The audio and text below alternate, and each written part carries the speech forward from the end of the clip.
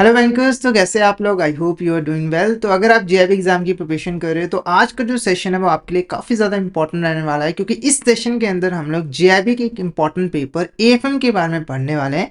इस लेक्चर के अंदर हम लोग एएफएम के एक important topic bank reconciliation statement के बारे में डिटेल में पढ़ने वाले हैं और इससे रिलेटेड कुछ इंपॉर्टेंट क्वेश्चंस और कॉन्सेप्ट्स को डिटेल में डिस्कस करने वाले हैं। तो इस सेशन को आपको शुरू से लेकर एंड तक ज़रूर देखना है और अपने फ्रेंड्स एंड कलीग्स के साथ भी ज़रूर शेयर करना है ताकि वो भी इस सेशन का बेनिफिट ले सके। अब फटाफट से बिना किसी देरी के सेशन को स्टार्ट करते हैं। तो सबसे पहले हम ये समझते हैं कि बैंक रिकंसिलिएशन स्टेटमेंट होता क्या है और इसकी हमें ज़रूरत क्यों पड़ती है। तो बैंक रिकंसिलिएशन स्टेटमेंट को हम एक सिंपल सी एग्जांपल की हेल्प से समझेंगे। तो मान के चलिए यहाँ पर एक एक्सवाइजेड कंपनी है, उसने एबीसी बैंक के पास अपना एक करंट अकाउंट जो है वो ओपन करवाया। एबीसी बैंक ने जो है एक पासबुक जो है वो इशू कर दी एक्सवाइजेड कंपनी को। ठीक है, पासबुक क्या होता है? एक डॉक्यूमेंट होता है जिसके अंदर बैंक जो है वो कस्टमर की जितने भी फाइनेंशियल ट्रांजेक्शन होता है उसको सिस्टमैटिक मैनर में रिकॉर्ड करता है। एक्सवाइजेड कंपनी ने अपने कैश बुक के अंदर एक बैंक का कॉलम बनाया। ठीक है, और उसमें सभी बैंकिंग ट्रांजेक्शन्स को रिकॉर्ड करना स्टार्ट कर दिया। ठीक है, 6 महीने तक ऐसे ही काम चलता रहा। एक्सवाइजेड कंपनी ने बहुत सारी फाइनेंशियल ट्रांजेक्शन परफॉर्म की। 6 महीनों के बाद एक्सवाइजेड कंपनी ने एबीसी बैंक से बैंक स्टेटमेंट जो है वो मंगवाई अपनी। ठीक है, ताकि वो अपनी बैंकिंग ट्रांजेक्शन को देख सके, स्टडी कर पाए। ठीक है, जब इसने बैंक स्टेटमेंट मंगवाई तो बैंक स्टेटमेंट के अंदर इसका जो बैंक बैलेंस शो हो रहा था वो शो हो रहा था 50,000 रुपये। ठीक है, और जब इसने अपने कैश बुक के अंदर बैंक का कॉलम देखा तो वहां पर जो बैंक बैलेंस शो हो रहा था वो 40,000 रुपये जो है वो शो हो रहा था। ठीक है, तो इस चीज को देखकर ये काफी ज्यादा हैरान हुआ। तो इसने रीजंस को फाइंड आउट करने के लिए कि ये डिफरेंस क्यों आया, इसने क्या किया, अपने कैश बुक की जो एंट्रीज थी उसको पासबुक के एंट्रीज के साथ जो है वो मैच करना स्टार्ट कर दिया। और जैसे ही उसने एंट्रीज को मैच किया तो इसे बहुत सारे ऐसे रीजंस मिले जिसकी वजह से ये डिफरेंस जो है वो क्रिएट हुआ था।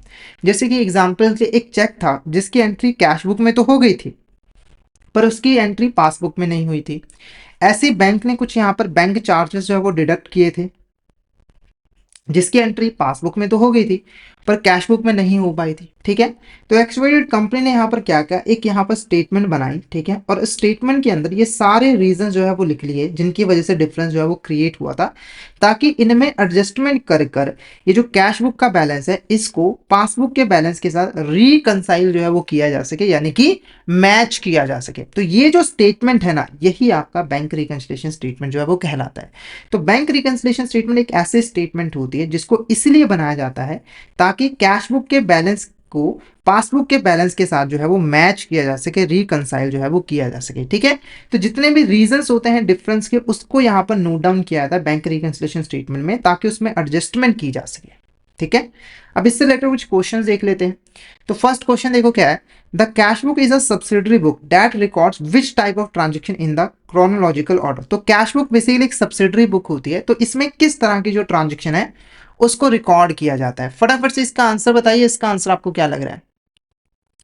तो इसका आंसर जो है वो है all transaction related to bank and cash. देखो कैश बुक की ना एक इंपॉर्टेंट टाइप होती है डबल कॉलम कैश बुक। देखो डबल कॉलम कैश बुक के अंदर कैश बुक के हर साइड के अंदर 2 कॉलम होते हैं। ठीक है, एक कॉलम होता है कैश का, एक कॉलम होता है बैंक का। ठीक है, तो ये जो डबल कॉलम कैश बुक होता है इसमें इसके अंदर कैश से रिलेटेड और बैंक से रिलेटेड ट्रांजेक्शन, सभी ट्रांजेक्शन को जो है वो सिस्टमैटिक मैनर में रिकॉर्ड करके रखा जाता है। उसके बाद देखो in cash book where are the payment in cash and cheques are recorded. ठीक है, जब भी आपको यहाँ पर पेमेंट्स वगैरह कर रहे हो तो उस ट्रांजेक्शन को किस साइड जो है वो रिकॉर्ड किया जाता है। तो बेसिकली देखो जो कैश बुक होती है वो एक अकाउंट फॉर्मेट में जो है वो बनाई जाती है, लेजर अकाउंट में जो है वो बनाई जाती है। इसके 2 साइड होते हैं, एक होता है डेबिट साइड और एक होता है यहाँ पर क्रेडिट साइड। ठीक है, तो देखो जब आप पेमेंट करते हो तो वो ट्रांजेक्शन रिकॉर्ड की जाती है क्रेडिट साइड के ऊपर, यानी कि आप चाहे चेक से पेमेंट कर रहे हो चाहे आप कैश से पेमेंट कर रहे हो तो वो रिकॉर्ड की जाएगी यहाँ पर क्रेडिट साइड के अंदर। और अगर आपको कोई पैसा रिसीव होता है, चाहे कैश रिसीव हो रहा है चाहे बैंक के अंदर पैसा रिसीव हो रहा है, तो वो रिकॉर्ड होगा डेबिट साइड के अंदर। अगर आपको कैश मिल रहा है तो कैश कॉलम में रिकॉर्ड कर दो, अगर आपको बैंक में पैसा आ रहा है तो बैंक अकाउंट में बैंक का जो कॉलम है उसमें यहाँ पर ऐड कर दीजिए। ठीक है, तो जो भी यहाँ पर पेमेंट्स है चाहे वो कैश में करो चाहे वो चेक में करो, वो क्रेडिट साइड जो है वो रिकॉर्ड होती है। ठीक है, नेक्स्ट बात करते हैं which side of passbook shows the entry when we deposit an amount in a bank. ठीक है, तो अगर हम मान के चले कोई पैसा है जो कि यहाँ पर बैंक में डिपॉजिट करवा रहे हैं, तो पासबुक की किस साइड उसकी एंट्री जो है वो की जाती है। सबसे पहली चीज़ यहाँ पर जान लो कि जब भी हम बैंक के अंदर कोई भी अकाउंट ओपन करवाते हैं, ठीक है, तो जो पासबुक होता है उसे मेंटेन करता है बैंक। कौन मेंटेन करता है? बैंक, ठीक है। और बैंक के लिए जो भी पैसा हम डिपॉजिट करवाते हैं वो होती है एक तरह की लायबिलिटी। क्या होती है? एक तरह की लायबिलिटी। इसीलिए जब भी हम पैसा डिपॉजिट करवाते हैं तो उससे बैंक की लायबिलिटी जो है वो इंक्रीज होती है, ठीक है।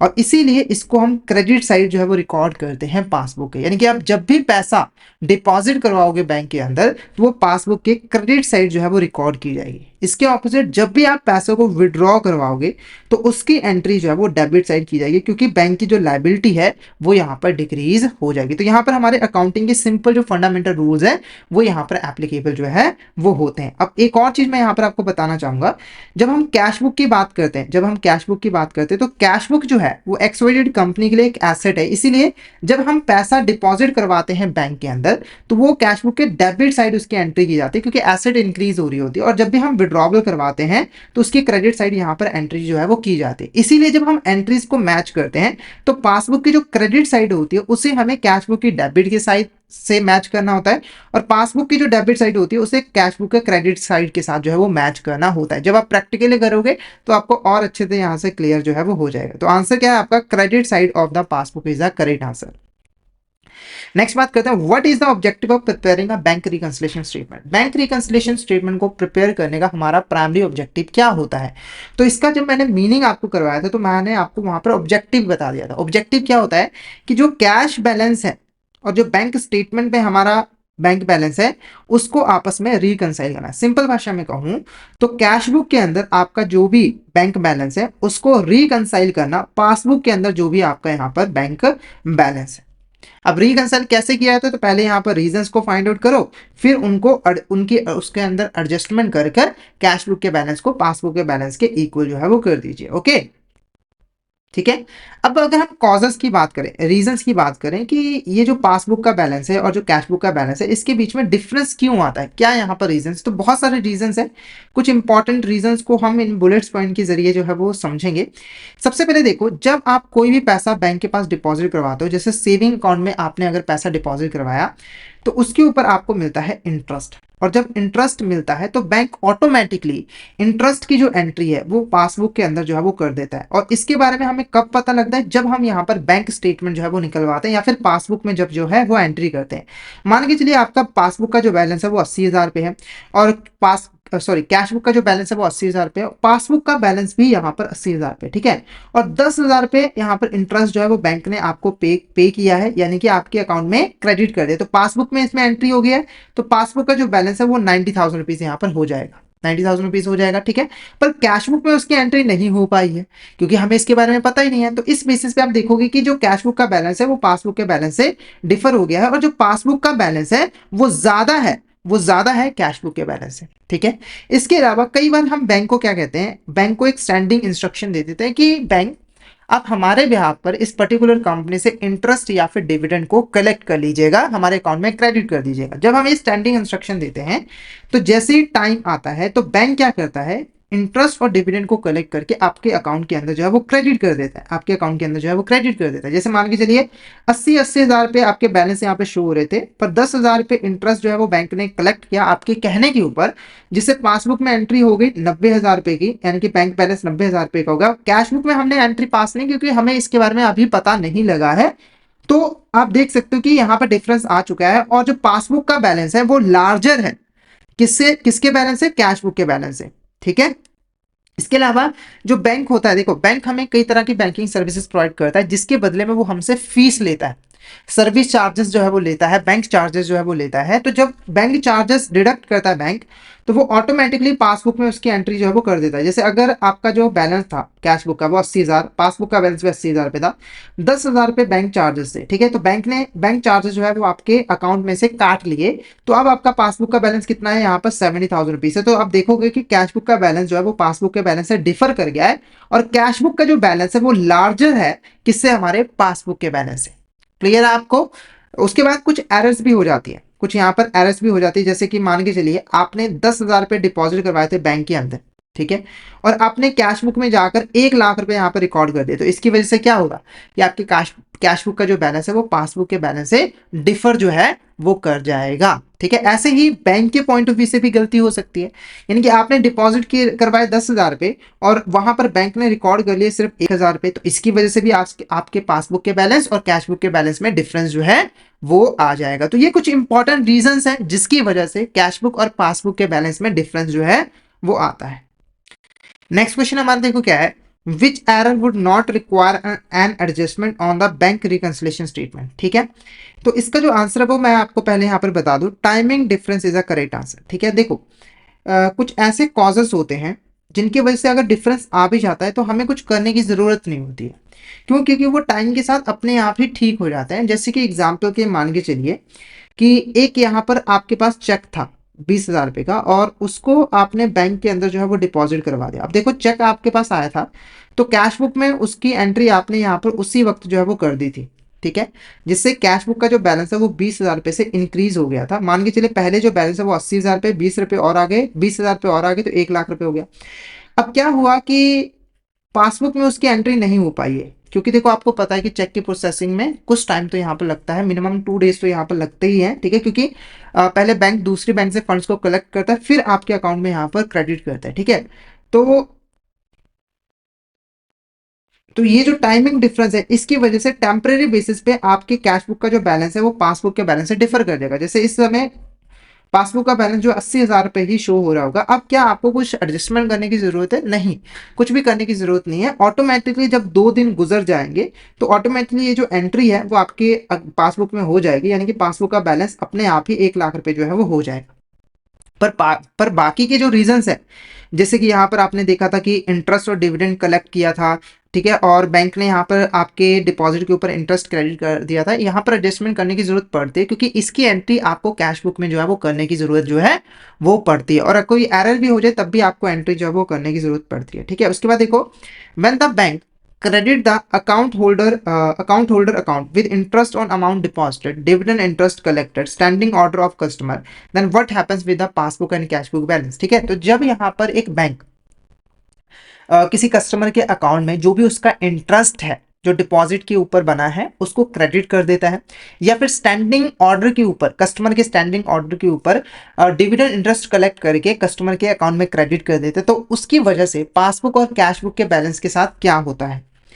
तो इसका जो आंसर है कि जो बैंक पासबुक का जो बैलेंस है वो टेम्परेरी बेसिस पे जो है वो हायर हो जाएगा कैश बुक के बैलेंस से। जैसे मैंने जब समझाया था आपको, तो अगर यहाँ पर इंटरेस्ट क्रेडिट हुआ 10,000 रुपये या फिर 10,000 रुपये इंटरेस्ट कलेक्ट किया है बैंक ने, तो अब क्या होगा कि पासबुक में इसकी एंट्री हो जाएगी, तो पासबुक में तो बैलेंस इंक्रीज हो जाएगा पर कैश बुक में इसकी एंट्री नहीं हो पाएगी क्योंकि इसके बारे में हमें अभी पता नहीं चला है। तो क्या होगा कि पासबुक का जो बैलेंस होगा वो लार्जर होगा किससे, हमारे यानी कि हायर होगा किससे, होगा कैश बुक के बैलेंस से। ठीक है, उसके बाद देखो, bank had balance shown by cash book is 8,000 and cheque issued of 1,000 but not presented, what will be the balance as per passbook. देखो हमारे जो कैश बुक का जो बैंक हेड है उसका जो बैलेंस है वो है 8,000 रुपये, और एक चेक इशू किया गया था कंपनी के द्वारा 1,000 रुपये का जिसे बैंक में अभी तक प्रेजेंट नहीं किया गया है। तो इस केस में पासबुक का बैलेंस यहाँ पर कितना होगा? देखो हुआ क्या, मान के चलिए आपका जो कैश बुक का बैलेंस है वो 9,000 रुपये और पासबुक का बैलेंस भी यहाँ पर 9,000 रुपये है। ठीक है, तो आपने एक चेक यहाँ पर इशू किया। चेक इशू करने का मतलब क्या है, आपने बेसिकली यहाँ पर पेमेंट किया, और पेमेंट जब की है तो आपने उस चेक को और उसी वक्त अपने कैश बुक के अंदर जो है वो रिकॉर्ड कर दिया, और पेमेंट की तो 1,000 रुपये डिडक्ट हो गया होगा। तो अब आपका जो कैश बुक का बैलेंस है वो कितना शो हो रहा है? 8,000 रुपये। ठीक है, पर इसकी एंट्री जो है, इसकी एंट्री पासबुक में नहीं हो पाई है क्योंकि इस चेक को प्रेजेंट ही नहीं किया गया है बैंक के अंदर। तो पासबुक का बैलेंस अब 1,000 रुपये से ज्यादा शो हो रहा होगा, यानी कि इस समय पासबुक का बैलेंस जो है वो 9,000 रुपये शो जो है वो हो रहा होगा। ठीक है, ये कैसे हुआ? तो देखो अगर हमारे पास 8,000 रुपये कैश बुक का बैलेंस है, ठीक है, और पासबुक का बैलेंस 1,000 रुपये से ज्यादा है, तो हमें क्या करना है, कैश बुक के बैलेंस को पासबुक के इक्वल कर देना है। तो कैसे होगा? तो जो 1,000 रुपये ज्यादा है पासबुक के अंदर वो ऐड कर दीजिए कैश बुक के अंदर, यानी कि 8,000 रुपये में अगर आप 1,000 रुपये ऐड कर दोगे तो अल्टीमेटली कैश बुक का बैलेंस किसके इक्वल हो जाएगा? पासबुक के इक्वल हो जाएगा ना। ठीक है। तो ये सिंपल सा यहाँ पर फंडा है कि अगर आपके पास एक बैलेंस गिवन हो और दूसरे का बैलेंस पता करना है, तो जो बैलेंस आपके पास गिवन है ना, उसको आप दूसरे के इक्वल करने की यहाँ पर कोशिश करोगे। जैसे हमारे पास यहाँ पर कैश हेड का बैलेंस गिवन था, तो मैंने इसको पासबुक के इक्वल करने के लिए 1,000 रुपए इसमें ऐड किया, तो मेरा पासबुक का बैलेंस 9,000 रुपीज जो है वो निकल कर आ गया। क्लियर है। नेक्स्ट बात करते हैं, the bank had balance shown by cash book is 10,000, cheque deposited into bank but not realised is 20,000, interest on overdraft is 1,000, what will the balance as per passbook. तो हमें यहाँ पर पासबुक का balance जो है वो पता लगाना है। तो सेम चीज आपको करनी है, आपके पास कैश बुक का बैलेंस गिवन है 10,000 रुपए, आपको पासबुक का बैलेंस पता लगाना है। तो आपको क्या करना है कि कैश बुक के बैलेंस को पासबुक के बैलेंस के इक्वल करने की कोशिश करनी है। ठीक है। सबसे पहले देखो, चेक डिपॉजिट करवाया गया है। चेक डिपॉजिट का मतलब यहां पर क्या है कि आपके पास चेक आया था, पैसा आया था, तो आपने क्या किया, अपने कैश बुक के अंदर उसकी एंट्री कर दी, यानी कि 2,000 रुपए आपने यहां पर ऐड जो है वो कर दिया था, 2,000 रुपए यहां पर जो है वो ऐड कर दिया था। पर पासबुक में इसकी एंट्री जो है वो हो नहीं पाई है, जिसकी वजह से पासबुक का जो बैलेंस है वो 2,000 रुपए से कम शो हो रहा है। ठीक है। यानी कि आपको अगर कैश बुक के बैलेंस को 2,000 रुपए से कम करना है, तो आपको क्या करना पड़ेगा, कैश बुक में से 2,000 रुपए माइनस कर देना होगा। सिंपल सी चीज है ना। अगर पासबुक का बैलेंस 2,000 से कम शो हो रहा है, तो कैश बुक के बैलेंस में से भी 2,000 रुपए माइनस कर दीजिए, तो कैश बुक का बैलेंस पासबुक के बैलेंस के इक्वल हो जाएगा। तो ये आपका कितना आया माइनस करने के बाद, ये आया 8,000 रुपए। ठीक है। उसके बाद एक यहां पर ओवरड्राफ्ट है, एक यहां पर ओवरड्राफ्ट है। ओवरड्राफ्ट आपको पता ही होगा कि जब हम अपने अकाउंट में से जितना डिपॉजिट किया गया अमाउंट होता है, उससे ज्यादा पैसे जो है वो विड्रॉ कर लेते हैं। तो 1,000 रुपए विड्रॉ किया, तो यहां पर पासबुक में उसकी एंट्री जो है वो हो गई होगी, यानी कि आपका जो बैलेंस है वो 1,000 रुपए से पासबुक का बैलेंस जो है वो कम हो गया होगा। ठीक है। पर कैश बुक में अभी उसकी एंट्री नहीं हो पाई है, तो यहां पर 1,000 रुपए से बैलेंस ज्यादा ही शो हो रहा होगा। तो मुझे पासबुक के इक्वल करना है, तो कैश बुक में से 1,000 रुपए भी जो है वो माइनस कर देना है, तो 7,000 रुपए आपका आंसर आ जाएगा। ये पासबुक का बैलेंस जो है वो रहेगा। तो ऑप्शन तो है नहीं यहाँ पर, 7,000 रुपए आपका यहाँ पर करेक्ट आंसर रहेगा। ये पासबुक का बैलेंस है। ठीक है। नेक्स्ट बात करते हैं, the overdraft balance in the cash book is 25,000 and the company has issued a cheque of 10,000 not presented, what will be the balance as per passbook. तो यहां पर हमें पासबुक का बैलेंस जो है वो निकालना है। तो कैश बुक का बैलेंस कितना है, यहाँ पर 25,000 है, 25,000 है। ठीक है। और ये कौन सा बैलेंस है, ध्यान में रखना है, ये ओवरड्राफ्ट का बैलेंस है। ओवरड्राफ्ट का बैलेंस मतलब क्या है कि आपने 25,000 रुपए का एक तरीके से लोन लिया हुआ है बैंक से। ठीक है। तो आपने एक चेक इशू किया 10,000 रुपए का, देखो चेक आपने इशू किया होगा, तो आपने यहां पर पेमेंट किया, यानी कि आपने 10,000 रुपए और जो है विड्रॉ करवा लिए हैं बैंक से, जिससे आपका ओवरड्राफ्ट का बैलेंस और ज्यादा यहां पर इंक्रीज हो गया है। तो आपने इसकी एंट्री जो है वो कैश बुक में ऑलरेडी जो है वो कर दी है, जिसकी वजह से ओवरड्राफ्ट बैलेंस जो है वो ज्यादा शो हो रहा है कैश बुक का, क्योंकि अभी पासबुक में उसकी एंट्री नहीं हुई है। तो पासबुक का जो ओवरड्राफ्ट बैलेंस है वो 10,000 रुपए से जो है वो कम शो हो रहा होगा। तो अगर मुझे कैश बुक के बैलेंस को पासबुक के बैलेंस के इक्वल करना है, तो मुझे 25,000 रुपए में से 10,000 रुपए जो है वो माइनस करने पड़ेंगे, जिससे कैश बुक का बैलेंस जो है वो पासबुक के बैलेंस के इक्वल हो जाएगा। तो ये आपका आ जाएगा 15,000 रुपीज। क्या जाएगा, सिंपल सा यहाँ पर 15,000 rupees is the correct answer. तो पासबुक का बैलेंस कितना है, 15,000 रुपीज। फिर से मैं समझा देता हूँ आपको हुआ क्या है। देखो, आपका जो कैश बुक का ओवरड्राफ्ट बैलेंस है वो 25,000 का था। क्यों था, क्योंकि आपने एक 10,000 रुपए का चेक यहाँ पर इशू किया था, यानी कि आपने 10,000 रुपए और विड्रॉ करवा लिए थे। अब ये 10,000 की एंट्री पासबुक में नहीं हो पाई थी, जिसकी वजह से पासबुक का जो बैलेंस है वो 10,000 रुपए से कम शो हो रहा था, यानी कि 15,000 रुपए यहाँ पे शो हो रहा था कैश बुक के मुकाबले में। तो कैश बुक को मैंने पासबुक के इक्वल करने के लिए ये जो 10,000 रुपए मैंने बैलेंस बढ़ाया था कैश बुक का ओवरड्राफ्ट की वजह से, उसे मैंने यहाँ पर माइनस जो है वो कर दिया, तो 15,000 रुपए आ जाएगा। उसके बाद देखो, the overdraft balance in the cash book is 22,000 and the check deposited into bank but not realized is 2,000, interest on overdraft is 500, what will be the balance as per passbook। तो हमें यहाँ पर पासबुक का balance जो है वो निकालना है। देखो, सबसे पहले कैश बुक का बैलेंस है 22,000। ठीक है। ये ओवरड्राफ्ट का बैलेंस है। तो चेक आपने यहाँ पर बैंक के अंदर डिपॉजिट किया, पर वो अभी तक रिलाइज जो है वो नहीं हुआ है। देखो, जब आपने चेक डिपॉजिट करवाया होगा, तो उससे आपका जो ओवरड्राफ्ट का बैलेंस है वो कम हो गया होगा, यानी कि पासबुक का जो ओवरड्राफ्ट का बैलेंस है वो 2,000 रुपए से कम शो हो रहा है एज कंपैरिजन टू पासबुक, क्योंकि पासबुक में तो इसकी एंट्री की ही नहीं गई है। पासबुक में तो उतना ही ओवरड्राफ्ट बैलेंस शो हो रहा है जितना पहले शो हो रहा था। इसीलिए अगर मैं कैश बुक को पासबुक के इक्वल करना चाहता हूं, तो ये जो 2,000 रुपए है वो मुझे यहाँ पर ऐड जो है वो कर देने होंगे।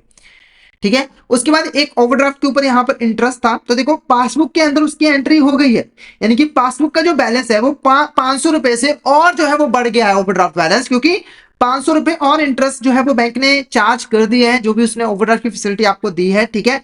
तो ये जो ₹500 से पासबुक का बैलेंस, ओवरड्राफ्ट का बैलेंस इंक्रीज हो रहा है, ये आपको ऐड कर देना है कैश बुक के अंदर, ताकि कैश बुक का बैलेंस भी ₹500 से जो है वो बढ़ जाए। तो अगर आप इसको ऐड करोगे तो ये ₹24,500 जो है वो आ जाएगा। तो पासबुक का इस समय जो बैलेंस शो हो रहा है वो 24,500 जो है वो शो हो रहा है। तो करेक्ट आंसर क्या रहेगा?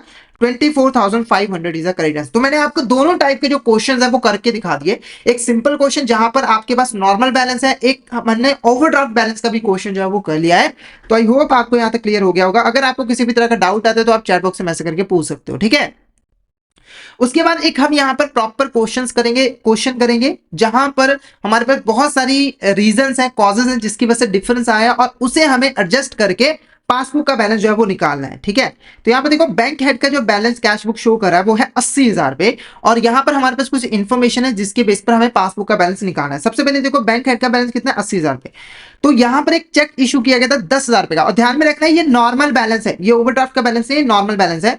तो चेक इशू किया गया था ₹10,000 का, पर अभी तक वो प्रेजेंट नहीं किया गया। देखो, जब आपने चेक इशू किया था तो कैश बुक में उसकी एंट्री आपने कर दी थी, कैश बुक में उसकी एंट्री जो है वो आपने कर दी थी, ठीक है। यानी कि कैश बुक का बैलेंस जो है वो ₹10,000 से आपने कम कर दिया था, पर पासबुक के अंदर उसकी एंट्री नहीं हो पाई है, जिसकी वजह से पासबुक का जो बैलेंस है वो ₹10,000 से ज्यादा शो हो रहा है। तो अगर मैं कैश बुक को पासबुक के इक्वल करना चाहता हूं तो ये जो ₹10,000 मुझे ऐड कर देने होंगे, ठीक है। उसके बाद एक चेक यहाँ पर डिपॉजिट करवाया गया था, पर अभी तक रिलाइज जो है वो नहीं हुआ है। देखो, जब आपके पास चेक आया था तो कैश बुक में आपने उसकी एंट्री जो है वो कर दी थी, यानी कि ₹5,000 से आपके कैश बुक का बैलेंस इंक्रीज हो गया था, पर पासबुक में अभी तक उसकी एंट्री नहीं हुई है। तो पासबुक के अंदर ₹5,000 से बैलेंस कम ही शो हो रहा होगा। यानी कि अगर आपको कैश बुक को पासबुक के इक्वल करना है तो आपको कैश बुक में से ₹5,000 जो है वो माइनस करना होगा, क्योंकि पासबुक में इस समय ₹5,000 से बैलेंस कम शो हो रहा था।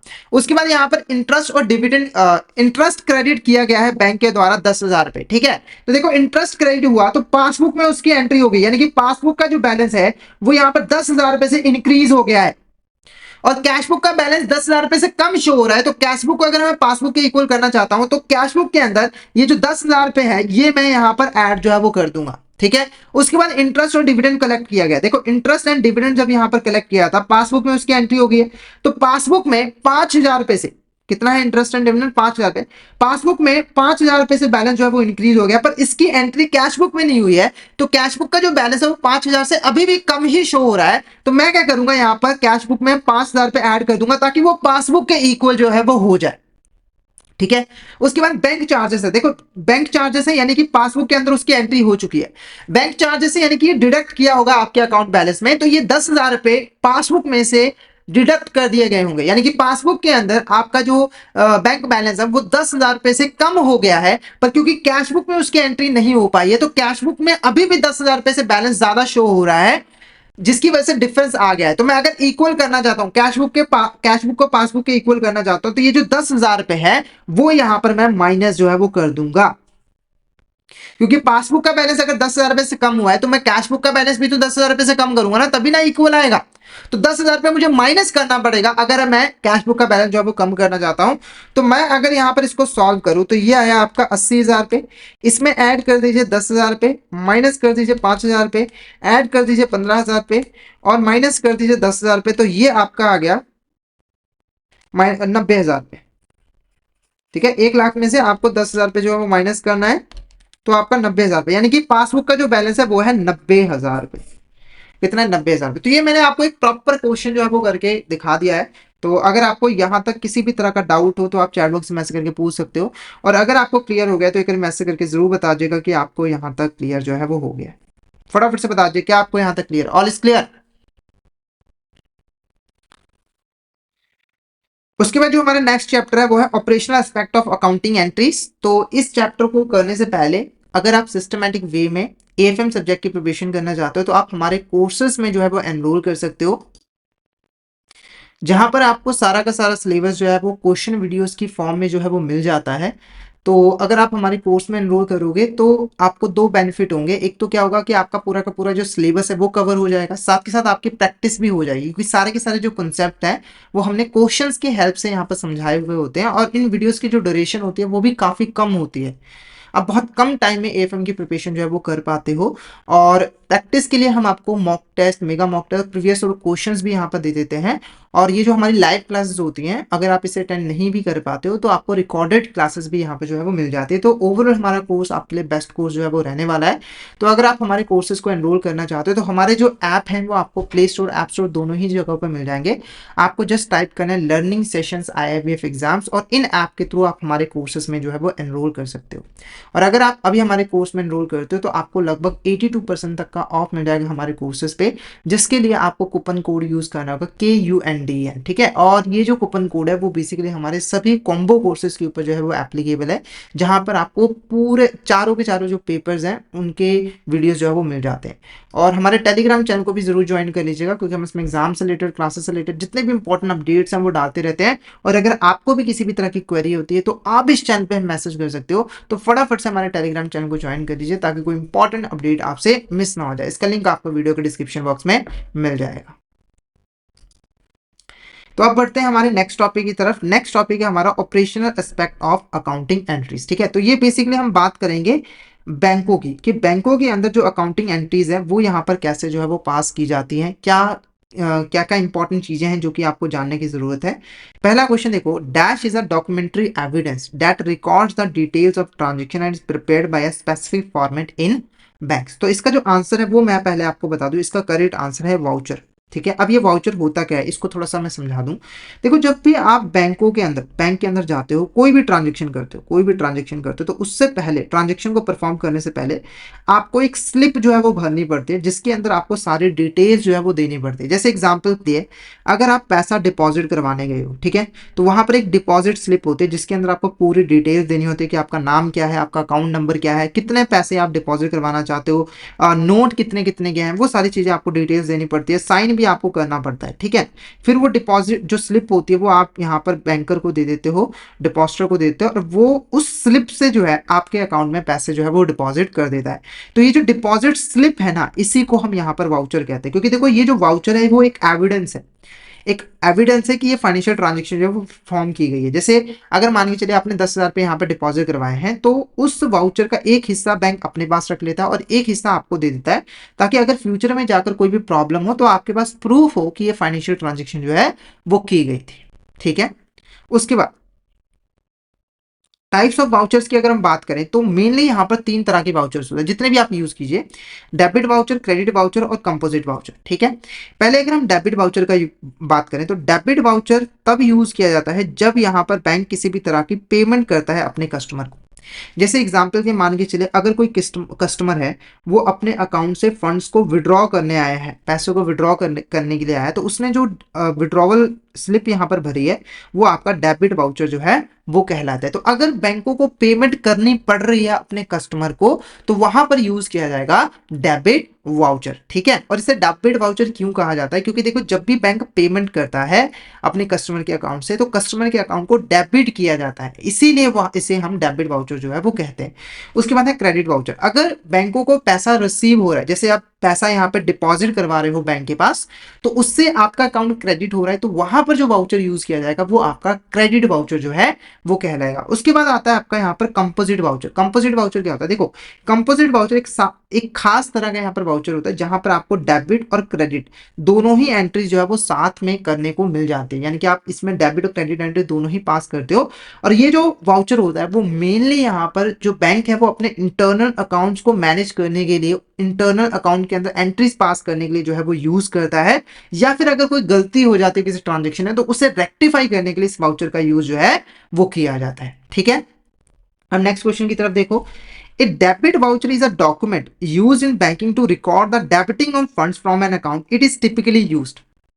देखो डेबिट वाउचर का यूज तब किया जाता है जब यहां पर किसी अकाउंट को डेबिट किया जाता है, ठीक है।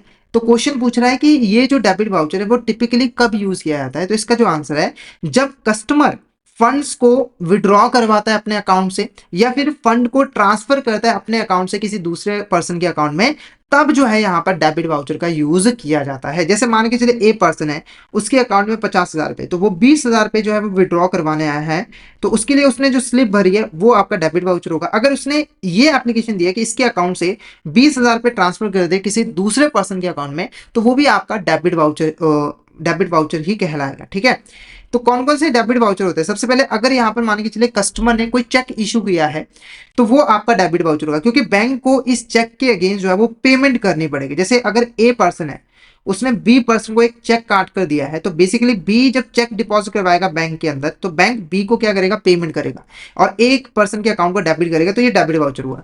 बैंक इशू चेक एंड पे ऑर्डर, अगर ए ने, एक कस्टमर है बैंक का, बैंक को बोला कि आप एक चेक मेरे बिहाफ पर इशू कर दीजिए बी पर्सन को, या फिर पे ऑर्डर इशू कर दीजिए, तो यहां पर भी बैंक को यहां पर पेमेंट ही करनी पड़ेगी, तो ये भी आपका डेबिट वाउचर होगा। उसके बाद देखो the saving account holder submit withdrawal forms, अगर जो सेविंग अकाउंट होल्डर है वो फंड्स को विड्रॉ करने के लिए फॉर्म भरता है, तो ये भी आपका डेबिट वाउचर होगा। ठीक है, उसके बाद अगर मान के चलिए एक बैंक है, उसकी किसी दूसरी ब्रांच ने, एक यहाँ पर ड्राफ्ट जो है वो इशू किया और जो कि जिसकी पेमेंट जो है वो कस्टमर के ब्रांच पे की जानी है, तो वो भी आपका डेबिट वाउचर ही यहाँ पर जो है वो कहलाएगा। ठीक है, जैसे अगर मान के चले एक बैंक है ABC, उसकी ए और बी ब्रांच है, तो ए ब्रांच ने एक ड्राफ्ट इशू किया जिसकी पेमेंट बी ब्रांच में की जाएगी, तो बी के लिए ये एक डेबिट वाउचर होगा, क्योंकि बी को यहाँ पर पेमेंट जो है वो करनी पड़ेगी। ठीक है, उसके बाद अगर मान के चलिए एक बैंक ब्रांच है, उसको पहले कस्टमर ने ड्राफ्ट इशू करने के लिए पैसे दिए, पे ऑर्डर इशू करने के लिए पैसे दिए, अब वो कैंसिल कर दिया गया है, अब बैंक को वापस से कस्टमर को पैसा जो है वो देना पड़ रहा है, रिफंड करना पड़ रहा है,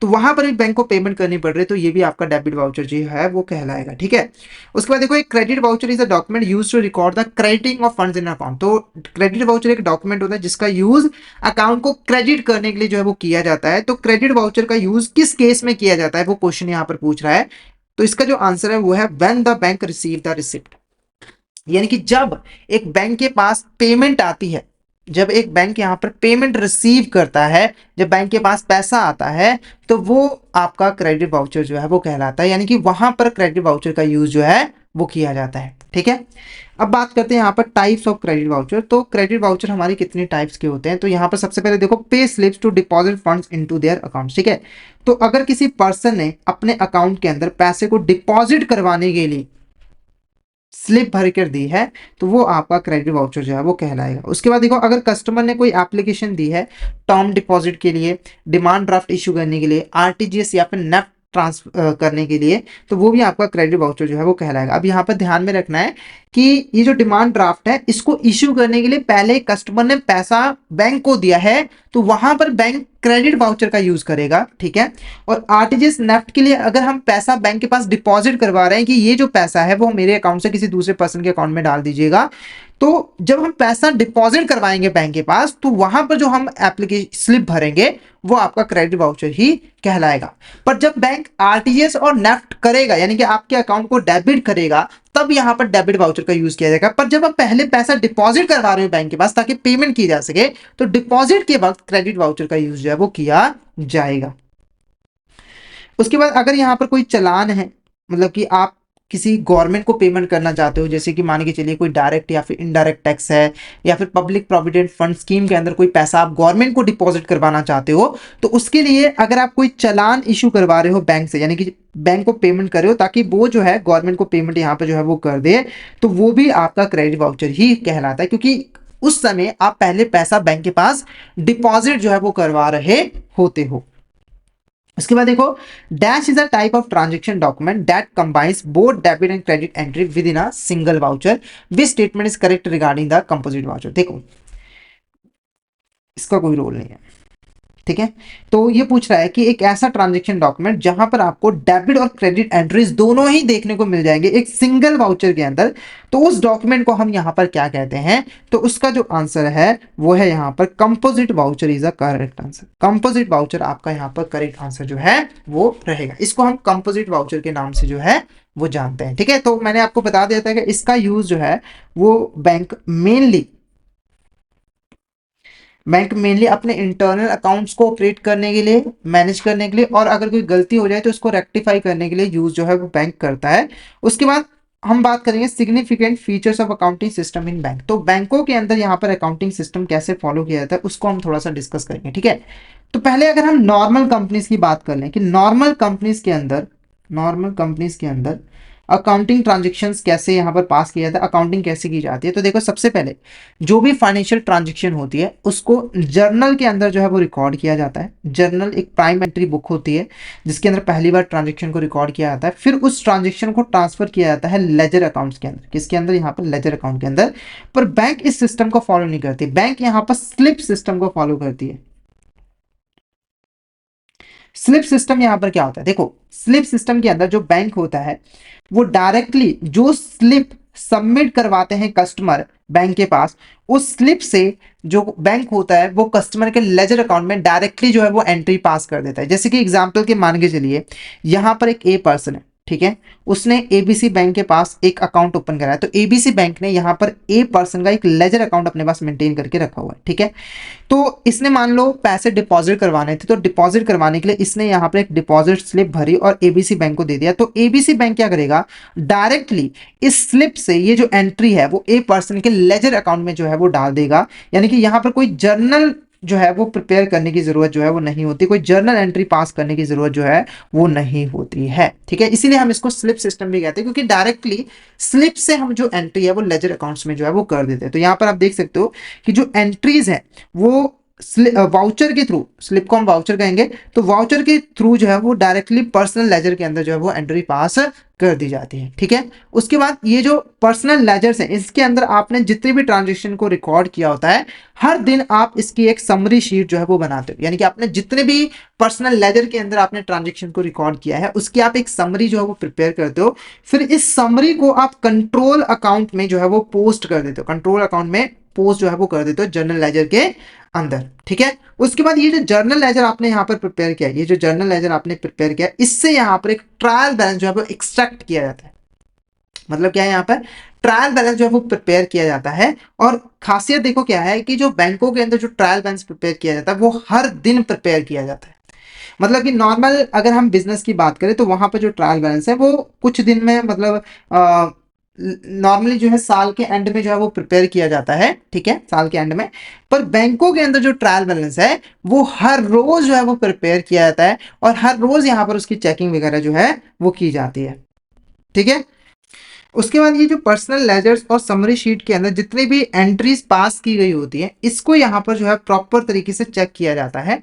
और चेकिंग कैसे की जाती है? तो देखो, जितने भी यहाँ पर रिकॉर्डेड एंट्रीज होती है इसको वो पर्सन यहाँ पर चेक करता है जिसने इन एंट्रीज को रिकॉर्ड जो है वो नहीं किया होता है। जैसे कि अगर एग्जाम्पल थे, अगर ए पर्सन यहाँ पर ट्रांजेक्शन को रिकॉर्ड किया है तो वो जो है इन ट्रांजेक्शन को चेक जो है वो नहीं कर सकता, कोई और पर्सन आकर इन ट्रांजेक्शन को चेक करेगा, ताकि अगर कोई भी एरर हो, कोई भी फ्रॉड हो तो उसे यहां पर फाइंड आउट जो है वो किया जा सके, ठीक है। तो यहां पर हमारा जो operational aspect of accounting entries का जो टॉपिक था, जो चैप्टर था, वो यहां पर ओवर होता है। तो हमने यहां पर डिटेल में समझा कि अकाउंट जो बैंक्स है हमारी, वहां पर अकाउंटिंग यहां पर कैसे की जाती है, ठीक है। तो हमने बेसिकली पढ़ा कि जो स्लिप सिस्टम है वो यहाँ पर बैंकों के अंदर जो है वो फॉलो किया जाता है। तो अगर आपको यहाँ तक क्लियर हो गया है तो एक बार मुझे चैट बॉक्स में मैसेज करके बता दीजिए, और अगर आपको किसी भी तरह का डाउट आता है तो आप चैट बॉक्स में मैसेज करके पूछ सकते हो, ठीक है। कोई भी डाउट हो किसी भी टॉपिक में तो आप चैट बॉक्स में मैसेज करके जो है वो पूछ सकते हो। और क्लियर हो गया तो एक बार मैसेज करके जरूर बता दीजिए कि आपको यहाँ तक क्लियर जो है वो हो गया है। नेक्स्ट चैप्टर है हमारे यहाँ पर back office functions and handling unreconciled entries in a bank. तो इस चैप्टर के अंदर हम बेसिकली पढ़ने वाले हैं कि बैक ऑफिस क्या होता है और ये कौन कौन से फंक्शंस यहाँ पर परफॉर्म करता है। तो शुरू करते हैं। तो चैप्टर का फर्स्ट क्वेश्चन देखो, which area of bank is responsible for directly interacting with the customer and managing customer relationship, ठीक है। तो हमारे बैंक का वो कौन सा एरिया होता है जो कि डायरेक्टली कस्टमर के साथ इंटरेक्ट करता है और कस्टमर को बैंक के प्रोडक्ट और सर्विसेज ऑफर करता है और कस्टमर के साथ अच्छे रिलेशनशिप जो है वो बिल्ड करके रखता है। तो इसका जो आंसर है वो है हमारा यहाँ पर front office is a correct answer. ठीक है, तो अगर हम एक बैंक की बात करें तो बैंक को हम ब्रॉडली टू कैटेगरीज में डिवाइड कर सकते हैं। एक होता है आपका फ्रंट ऑफिस और एक होता है आपका यहाँ पर बैक ऑफिस। ठीक है, तो देखो जो फ्रंट ऑफिस वाले होते हैं वो डायरेक्टली कस्टमर के साथ डील करते हैं और कस्टमर को बैंकिंग प्रोडक्ट और सर्विसेज जो है वो ऑफर करते हैं। जैसे कि एग्जाम्पल के मान के चलिए, जो कैशियर है, जब भी कोई कस्टमर आता है पैसा डिपॉजिट करवाने के लिए या फिर कैश को विड्रॉ करवाने के लिए, तो कैशियर जो है वो उनके साथ डील करता है और उनको जो भी रिक्वायरमेंट्स हैं उनको फुलफिल करता है। तो जो कैशियर है वो बेसिकली फ्रंट ऑफिस के अंदर जो है वो आता है। ठीक है, नेक्स्ट क्वेश्चन देखो यहाँ पर, dash office in a bank is a operational and administrative area that supports the overall functioning of the bank. It typically involves tasks that are not directly customer facing but are essential for the smooth operation of the bank. ठीक है, तो हमारे bank का वो office कौन सा होता है जो कि यहाँ पर ऑपरेशनल और एडमिनिस्ट्रेटिव एरिया के अंदर आता है और इसका जो मेन काम होता है वो होता है बैंक की ओवरऑल फंक्शनिंग को सपोर्ट करना। ये ऐसे टास्क परफॉर्म करते हैं जो कि कस्टमर फेसिंग नहीं होते हैं, पर ये जो टास्क है वो बैंक के स्मूथ ऑपरेशन के लिए काफी ज्यादा इसेंशियल रहते हैं। तो इस ऑफिस का नाम है back office is the correct answer. ठीक है, तो जो बैक ऑफिस वाले होते हैं वो डायरेक्टली कस्टमर के साथ डील नहीं करते हैं, कस्टमर को कोई भी सर्विसेज ऑफर नहीं करते हैं, बल्कि ये बैकएंड पे रहकर ऐसे फंक्शंस परफॉर्म करते हैं कि जो फ्रंट ऑफिस वाले हैं वो अपना काम जो है वो सही तरीके से कर पाए। जैसे एग्जांपल के मान के चलिए, जो बैंकिंग प्रोडक्ट एंड सर्विसेज होते हैं, ठीक है, बैंकिंग प्रोडक्ट और सर्विसेज होते हैं, इनको सेल करने का जो काम है वो फ्रंट ऑफिस वाले को होता है, पर इसे बनाने का जो काम होता है, जैसे कि इंटरेस्ट रेट यहां पर कितना होगा, टर्म एंड कंडीशंस क्या होगी, वो सारा कुछ डिटरमाइन करने का काम जो है वो बैक ऑफिस वालों का जो है वो रहता है। ठीक है, ऐसे ही जो बुक्स ऑफ अकाउंट्स होते हैं, जैसे कि इनकम स्टेटमेंट, बैलेंस शीट, इसको भी बनाने का काम जो है वो बैक ऑफिस वाले ही परफॉर्म करते हैं। तो एक अकाउंटेंट जो होता है, ठीक है, वो फाइनेंशियल ट्रांजैक्शन को रिकॉर्ड करता है, फाइनेंशियल स्टेटमेंट्स को प्रिपेयर करता है। अकाउंटेंट कभी भी कस्टमर को कोई भी सर्विसेज ऑफर जो है वो नहीं कर रहा होता है, तो जो अकाउंटेंट है वो भी आपका बैक ऑफिस के अंदर ही जो है वो आ जाता है। ठीक है, तो अब आपको दोनों ऑफिस का मीनिंग क्लियर हो गया। फ्रंट ऑफिस वाले डायरेक्टली कस्टमर के साथ डील करते हैं और कस्टमर को बैंकिंग प्रोडक्ट और सर्विसेज ऑफर करते हैं। बैक ऑफिस वाले जो है वो कस्टमर को फेस नहीं करते हैं, बल्कि ऐसे फंक्शंस परफॉर्म करते हैं ताकि एक बैंक जो है वो अपने फंक्शंस को सही तरीके से जो है वो परफॉर्म कर पाए। तो ये बैंक को सपोर्ट करने का जो काम है वो करते हैं। उसके बाद देखो, which office in a bank assist customer with their inquiries, account opening, provide general banking assistance. ठीक है, तो यहां पर कौन सा ऑफिस होता है बैंक का जो कि यहां पर कस्टमर को असिस्ट करने का काम करता है। जैसे कि कस्टमर की कोई इंक्वायरी है, वो कोई अकाउंट ओपन करवाना चाहता है या फिर जर्नल बैंकिंग असिस्टेंस चाहता है, तो ये प्रोवाइड करता है हमारा फ्रंट ऑफिस। तो इसका आंसर क्या है, front office is a correct answer. Front office आपका यहां पर करेक्ट आंसर है। नेक्स्ट बात करते हैं, promoting and selling banking product and services to customer is a primary function of which office. ठीक है, तो जो बैंकिंग प्रोडक्ट और सर्विसेज होते हैं उनको प्रमोट करने का काम, सेल करने का काम किस ऑफिस का होता है, फटाफट से इसका आंसर बता दीजिए। तो इसका जो आंसर रहेगा वो रहेगा front office is a correct answer. क्यों? क्योंकि देखो, अगर प्रोडक्ट और सर्विसेज को सेल करना है तो इनको कस्टमर के साथ इंटरेक्शन करनी पड़ेगी, कस्टमर के साथ डील करनी पड़ेगी, और ये काम किसका होता है, फ्रंट ऑफिस वालों का होता है। ठीक है, प्रोडक्ट को बनाने का काम बैक ऑफिस वालों का होता है, पर सेल और प्रमोट करने का काम किसका होता है, फ्रंट ऑफिस वालों का होता है। उसके बाद देखो, which office in a bank responsible for maintaining the general ledger and other books of account to ensure accurate financial records. ठीक है, तो हमारे बैंक के अंदर कौन ऑफिस जो है वो यहाँ पर बुक्स ऑफ अकाउंट को प्रिपेयर करने का काम जो है वो करता है। तो इसका जो आंसर रहेगा वो रहेगा back office is the correct answer. ठीक है, तो जो बैक ऑफिस वाले होते हैं वही यहाँ पर फाइनेंशियल ट्रांजैक्शन को रिकॉर्ड भी करते हैं, बुक्स ऑफ अकाउंट प्रिपेयर भी करते हैं और बैंक की फाइनेंशियल स्टेटमेंट्स को भी जो है वो प्रिपेयर करते हैं। तो ऑप्शन तो नहीं है, बैक ऑफिस आपका करेक्ट आंसर रहेगा। नेक्स्ट बात करते हैं, preparation of financial statement including income statement, balance sheet, cash flow statement is primarily done by which bank office. तो मैंने अभी आपको बताया कि जो फाइनेंशियल स्टेटमेंट्स हैं उनको बनाने का जो काम है वो बैक ऑफिस वाले जो है वो करते हैं। तो इसका आंसर भी बैक ऑफिस जो है वो करेक्ट आंसर रहेगा। Back office is a correct answer. Okay, next बात करते हैं, which office in a bank handles cash transaction such as deposit, withdrawals, account management. ठीक है, तो कौन सा यहाँ पर ऑफिस होता है जो कि कैश ट्रांजेक्शन्स को हैंडल करने का काम करता है, यानी कि कस्टमर से डिपॉजिट एक्सेप्ट करता है, अगर विड्रॉवल्स है तो विड्रॉवल करके देता है, और अकाउंट को मैनेज करता है। तो इसका जो आंसर रहेगा वो फ्रंट ऑफिस वाले जो है वो करेक्ट आंसर रहेगा, फ्रंट ऑफिस वाले जो है वो करेक्ट आंसर रहेगा। ठीक है, उसके बाद देखो, bank maintain current account and other account with RBI for transactions related to cash reserve ratio, repo and reverse repo operations, clearing RTGS, the reconciliation process involve. देखो, एक बैंक जो है, एक नॉर्मल कमर्शियल बैंक को RBI के पास कई सारे अकाउंट जो है वो मेंटेन करने पड़ते हैं। क्यों?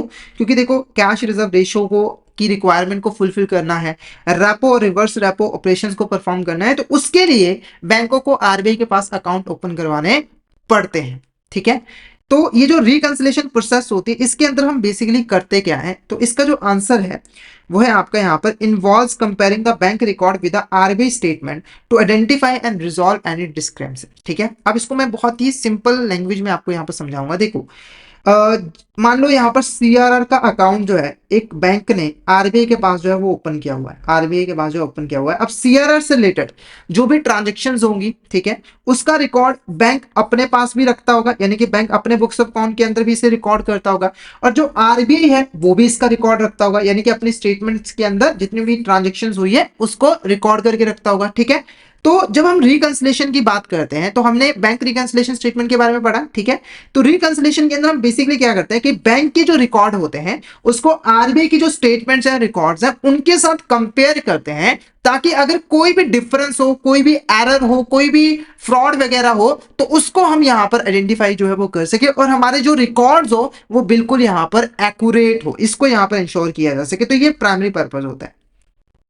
Banks maintain account with other institutions and banks for various purposes such as. देखो, एक बैंक जो है आरबीआई के साथ साथ जो बाकी की जो बैंक्स होती हैं, इंस्टीट्यूशंस होती है, उनके पास भी अपने अकाउंट जो है वो मेंटेन करके रखता है। तो ये अकाउंट किस पर्पस के लिए मेंटेन करके रखे जाते हैं? तो इसका जो आंसर है clearing, collection, investment, short term money market activities, ये आपका करेक्ट आंसर होगा। देखो, एक बैंक जो है दूसरी बैंक या फाइनेंशियल इंस्टीट्यूशंस के साथ भी फंक्शंस परफॉर्म करता है, ट्रांजेक्शन्स करता है, जैसे कि क्लियरिंग कलेक्शन हो गया, मतलब कि किसी को, एक होता है ना कि आजकल आप एक बैंक के चेक को किसी दूसरे बैंक में डिपॉजिट करवा सकते हो, तो वहां पर क्लियरिंग कलेक्शन के लिए अकाउंट जो है वो मेंटेन करके रखने पड़ते हैं बैंक को एक दूसरे के पास, इन्वेस्टमेंट करने के लिए, short term money market activities को परफॉर्म करने के लिए, क्योंकि अगर आपको पता होगा कि मनी मार्केट के अंदर जो बैंक्स हैं वो एक दूसरे को लैंडिंग और बोरोविंग कर सकते हैं शॉर्ट टाइम पीरियड के लिए, तो उनके लिए भी उन्हें यहाँ पर अकाउंट जो ओपन करवा के रखना पड़ता है। नेक्स्ट क्वेश्चन देखो क्या है यहाँ पर, banks maintain correspondent relationship with other financial institution worldwide to facilitate international transaction, the reconciliation process involves. ठीक है, तो देखो, अगर कोई बैंक है, मान के चले एक एबीसी बैंक है, ठीक है, और वो इंडिया के अंदर ऑपरेट करती है, और वो अपनी जो बैंकिंग सर्विसेज है वो यूएसए के अंदर देना चाहती है, पर वहां पर उसकी कोई ब्रांच नहीं है, तो इस केस में जो बैंक है वो फाइनेंशियल इंस्टीट्यूशन के साथ कॉरेस्पॉन्डेंट रिलेशनशिप जो है वो स्टैब्लिश कर सकती है। इसके अंदर होता क्या है कि जो फॉरेन फाइनेंशियल इंस्टीट्यूशंस हैं वो बेसिकली बैंक के बिहाफ पर बैंकिंग सर्विसेज जो है वो अपनी कंट्री में ऑफर करती है। जैसे अगर मान के चलिए एक्सवाइजेड फाइनेंशियल इंस्टीट्यूशन है, एबीसी ने इसके साथ कॉरेस्पॉन्डेंट रिलेशनशिप बिल्ड कर लिया। अब एक्सवाइजेड कंपनी जो है वो बेसिकली एबीसी के बिहाफ पर, एबीसी बैंक के बिहाफ पर यूएसए के अंदर बैंकिंग सर्विसेज जो है वो ऑफर करेगी। ठीक है, अब देखो होता क्या है कि जितनी भी ट्रांजेक्शन्स होंगी, यानी कि ये जो कंपनी है वो बैंक के बिहाफ पर जो भी ट्रांजेक्शन्स परफॉर्म करेगी, कस्टमर को जो भी सर्विसेज और प्रोडक्ट ऑफर करेगी, उसका जो रिकॉर्ड है वो एबीसी बैंक अपने पास मेंटेन करके रखेगी, और ये जो एक्सपायर्ड कंपनी है वो भी इसका एक रिकॉर्ड जो है अपने पास मेंटेन करके रखेगी। ठीक है, तो जब हम रिकंसिलेशन की बात करते हैं तो ये जो कॉरेस्पॉन्डेंट फाइनेंशियल इंस्टीट्यूशन है इसके जो रिकॉर्ड्स हैं उनको मैच किया जाता है, कंपेयर किया जाता है बैंक के रिकॉर्ड्स के साथ, ताकि अगर कोई भी एरर हो, कोई भी फ्रॉड हो, कोई भी डिस्क्रिपेंसी हो, तो उसको यहाँ पर फाइंड आउट किया जा सके। ठीक है, तो रिकंसिलेशन प्रोसेस के अंदर होता क्या है, तो बैंक के रिकॉर्ड्स को बेसिकली कॉरेस्पॉन्डेंट बैंक की जो स्टेटमेंट्स हैं उनके साथ कंपेयर किया जाता है, ताकि कोई भी डिस्क्रिपेंसी हो, कोई भी डिफरेंस हो, तो उसको जल्दी से जल्दी रिजॉल्व किया जा सके। उसके बाद देखो, this involves comparing the balance in the control account the subsidiary ledger, identifying any discrepancy and taking corrective actions to reconcile them. ठीक है, तो इसका जो आंसर है वो है balancing of books is a correct answer. Balancing of books के अंदर क्या होता है, तो हमारी एक ब्रांच है, ठीक है, हमारी एक यहाँ पर ब्रांच है, तो ब्रांच के जो बुक्स ऑफ अकाउंट्स है, ठीक है, जो बुक्स ऑफ अकाउंट्स है जो हमने प्रिपेयर किए हैं, जो सब्सिडरी लेजर्स हैं, जो कंट्रोल अकाउंट्स हैं, उनके जो बैलेंसेस है ना, उनको हम कंपेयर करते हैं, आपस में कंपेयर करते हैं, ताकि अगर कोई एरर हो, कोई भी डिस्क्रिपेंसीज हो, तो उसको हम यहाँ पर फाइंड आउट कर सके और उसको रिकंसाइल करने के लिए करेक्टिव एक्शन जो है वो ले सके। और इस प्रोसेस को हम बैलेंसिंग ऑफ बुक्स कहते हैं, यानी कि हम बुक्स ऑफ अकाउंट को बैलेंस करते हैं ताकि उनके जो बैलेंसेस है उनको आपस में कंपेयर करके हम कोई भी डिफरेंस हो तो उसे जो है वो फाइंड आउट कर पाए। उसके बाद देखो, dash occur when branches of the same bank engage in financial transaction with each other. जैसे एक एक्सवाइजेड बैंक है, उसके यहाँ पर दो ब्रांचेस हैं ए और बी, और ये आपस में ये ट्रांजेक्शन परफॉर्म कर रही है। तो जब ये आपस में ट्रांजेक्शन परफॉर्म कर रही है, लेन देन कर रही है, तो उसकी वजह से क्या अकर होगा, तो इसकी वजह से जो अकर होगा वो है इंटर ब्रांच ट्रांजेक्शन। यानी कि जब एक ही बैंक की दो ब्रांचेस आपस में ट्रांजेक्शन को परफॉर्म करती हैं तो उस ट्रांजेक्शन को हम इंटर ब्रांच ट्रांजेक्शन जो है वो कहते हैं। और जब हम रिकंसाइल करने की बात करते हैं तो इंटर ब्रांच ट्रांजेक्शन को भी रिकंसाइल जो है वो किया जाता है, ताकि अगर कोई एरर हो तो उसे हम यहाँ पर फाइंड आउट करें। क्योंकि देखो, ये जो ट्रांजेक्शन हुई है, ए ब्रांच ने भी इसका रिकॉर्ड अपने पास रखा होगा, बी ब्रांच ने भी इसका रिकॉर्ड अपने पास रखा होगा, ठीक है। अब रिकंसाइल के अंदर हम ए के जो रिकॉर्ड्स होते हैं बी के रिकॉर्ड्स के साथ मैच करते हैं, ताकि अगर कोई बैलेंस में डिफरेंस हो तो वो हम यहाँ पर आइडेंटिफाई कर सके, और अगर वो कोई एरर की वजह से है, कोई फ्रॉड की वजह से है, तो हम सुइटेबल एक्शन वगैरह जो है वो ले सके, ठीक है। तो यहाँ पर हमारा जो बैक ऑफिस और रिकंसाइल्ड एंट्री वाला टॉपिक था, चैप्टर था, वो यहाँ पर ओवर होता है। तो आई होप आपको यहाँ तक क्लियर हो गया होगा। अगर आपको किसी भी तरह का डाउट आता है तो आप चैट बॉक्स में मैसेज करके पूछ सकते हो, और अगर आपको क्लियर हो गया है तो एक बार मैसेज करके जरूर बता दीजिएगा कि आपको यहाँ तक क्लियर जो है वो हो गया है, ठीक है। तो आज का जो सेशन है वो हम यहीं पे ओवर करते हैं। तो हमने यहाँ पर कुछ इंपॉर्टेंट टॉपिक्स जैसे कि bank reconciliation statement, operational aspect of accounting entries और बैक ऑफिस के बारे में पढ़ा है। तो आपको इन तीनों टॉपिक में कोई भी डाउट हो तो आप चैट बॉक्स में मैसेज करके पूछ सकते हो, ठीक है। तो आज का जो सेशन है वो हम यहीं पे ओवर करते हैं। अगर आज का सेशन आपको अच्छा लगा तो सेशन को लाइक कर देना, हमारे चैनल को सब्सक्राइब कर देना और शेयर जरूर कर देना अपने फ्रेंड्स के साथ, कलीग्स के साथ, ताकि वो भी इस सेशन का बेनिफिट जो है वो ले सके। तो आज के लिए इतना ही, मिलते हैं नेक्स्ट क्लास में। Thank you so much everyone.